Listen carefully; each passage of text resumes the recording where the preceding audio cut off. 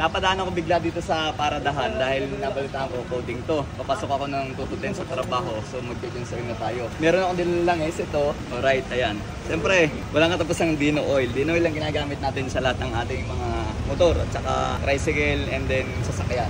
So ito, sakto coding. I-cancel na natin. Ito yung tricycle natin. Anong number nito? Number 15. Number 15. Yan, tatlo kasi yung tricycle ko kaya nalilito ko eh. Maganda pa naman eh. March tayo huling nag-cancel. Check natin. Oh, pwede pa 'di ba? Medyo may kapulahan pa. Mas maganda na yung regular tayo nag-cancel. Ito yung ating Dino Oil na ginagamit. So nakaraan kay Roger kulay gold. Ngayon naman yung blue.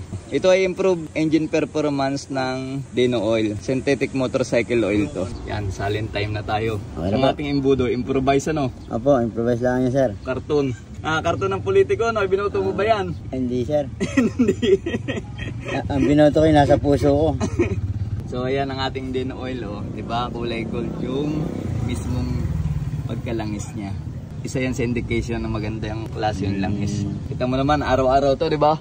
Araw-araw tong nabiyahe pero 3 buwan na walang change oil eh. Hindi nagbago yung viscosity ng langis tapos eh, hindi pa rin kasi nung maitim. 1 liter yan, mga 800 ml lang to kasi ito TMX 125 lang to eh. Oh.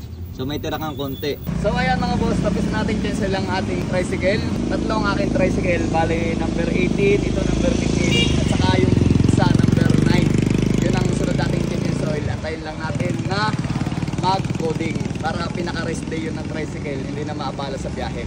Okay?